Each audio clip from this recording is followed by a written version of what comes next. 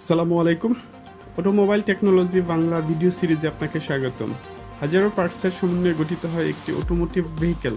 একটি গাড়ির প্রত্যেকটি পার্ট আলাদা আলাদাভাবে কাজ করে গাড়িকে সচল রাখে। কোন পার্ট কী কাজ করে, ড্যামেজ হলে কী ধরনের সিমটম দেখা দেয়, এর ফলে কী কী রিস্ক থাকতে পারে, এরূপ গুরুত্বপূর্ণ বিষয় নিয়ে আলোচনা করা হয়ে থাকে এই ভিডিও সিরিজে।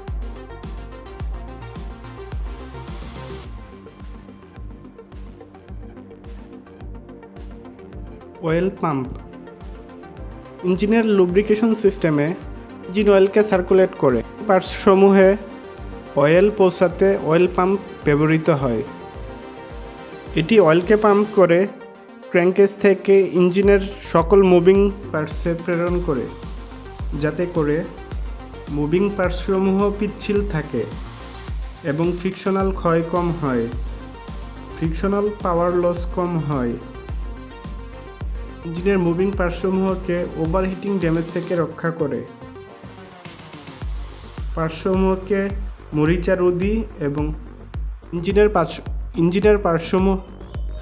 ইঞ্জিনের পার্টসমূহ থেকে মরিচা রোধ করে এবং ক্লিন রাখে। পাম্প খারাপ হলে পাম্পের পাম্পিং প্রেশার কমে যায় এবং অয়েল প্রবাহ বাধা পায়। ফ্রিকশনাল ক্ষয় বেড়ে ইঞ্জিন থেকে শব্দ আসতে পারে এবং মুভিং পার্টস ওভারহিট হয়ে ইঞ্জিন ড্যামেজ হয়ে যেতে পারে। অয়েল পাম্প খারাপ হলে ড্যাশবোর্ডে লো অয়েল প্রেশার সিগন্যাল দেখায়, তখন যথাসম্ভব দ্রুত অয়েল পাম্প পরিবর্তন করে নিতে হবে। ধন্যবাদ।